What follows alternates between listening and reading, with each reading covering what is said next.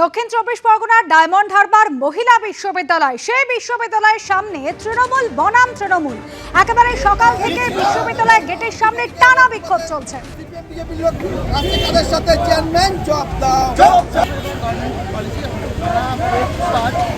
যারা অধ্যাপক অধ্যাপিকা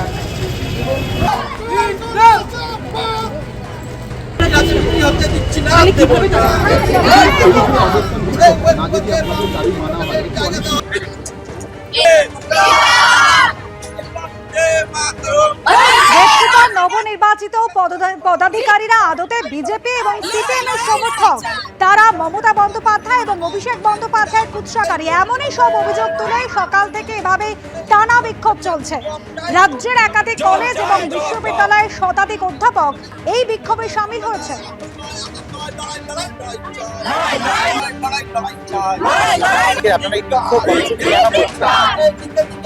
ওয়েবকুপার যে নতুন সংগঠন হয়েছে সেই সংগঠন।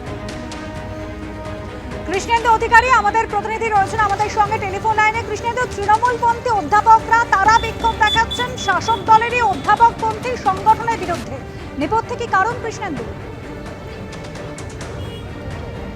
কারণ ওয়েবকুপার পদাধিকারীদের বিরুদ্ধেই এই আন্দোলন, এবং এটা হচ্ছে দক্ষিণ চব্বিশ পরগনায় মহিলা বিশ্ববিদ্যালয় তার সামনে, যে দক্ষিণ চব্বিশ পরগনার ডায়মন্ড হারবার লোকসভা কেন্দ্রের সাংসদ অভিষেক বন্দ্যোপাধ্যায় নির্বাচনী কেন্দ্রে শাসক দলের অনুগামী শিক্ষক বলে পরিচয় দিয়ে একদল, তারা একদম শাসক দলেরই অধ্যাপক সংগঠনের বিরুদ্ধে সরব হয়েছে। এবং যে ওয়েবকুপা শাসক দলের অধ্যাপক সংগঠন, তার চেয়ারম্যান অর্থাৎ স্বয়ং রাজ্যের শিক্ষামন্ত্রী তার কাছে জবাব চাইছেন। এবং তাদের অভিযোগ হচ্ছে যে সংগঠন তৈরি করা হয়েছে ওয়েবকুপার, তাতে যে পদাধিকারীদের স্থান দেওয়া হয়েছে তাদের অধিকাংশই হচ্ছে তারা সিপিএম এর সমর্থক অথবা বিজেপির সমর্থক।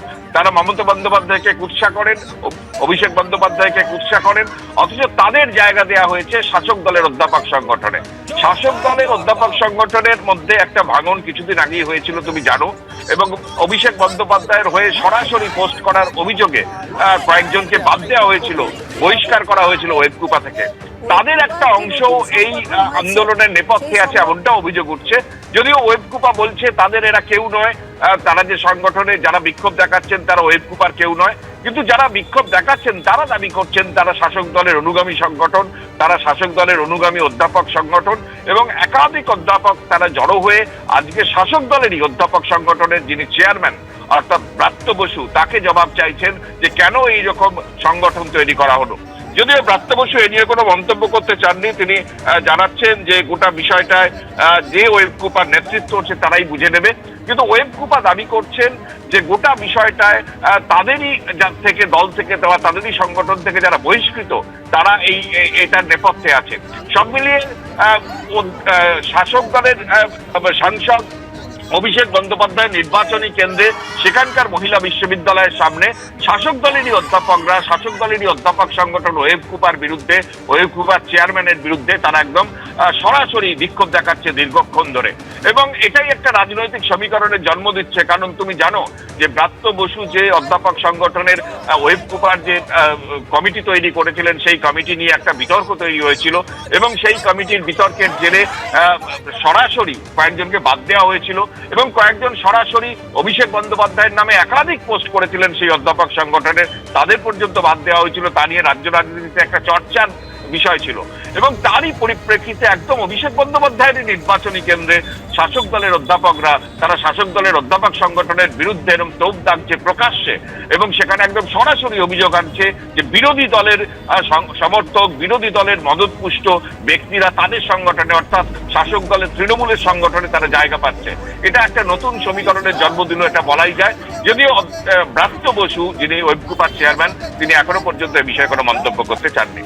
বেশ কৃষ্ণ, তুমি সঙ্গে থাকো।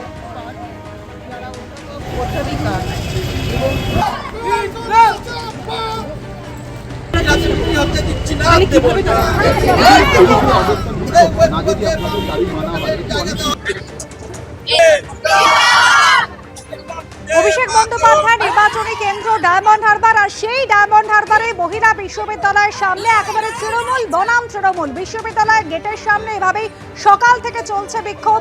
শাসক দলে অধ্যাপকপন্থী সংগঠনকে নিশানা করে অবস্থান বিক্ষোভে সামিল হয়েছেন তৃণমূলপন্থী অধ্যাপকরা।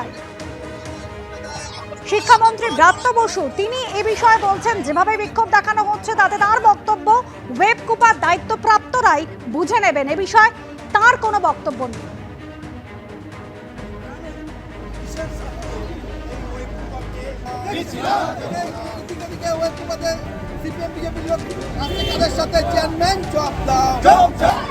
বিশ্ববিদ্যালয় গেটের সামনে যখন এই বিক্ষোভ চলছে তখন ওয়েব কুপার সহ সভাপতি তিনি কি বলছেন গোটা ঘটনা নিয়ে শুনুন।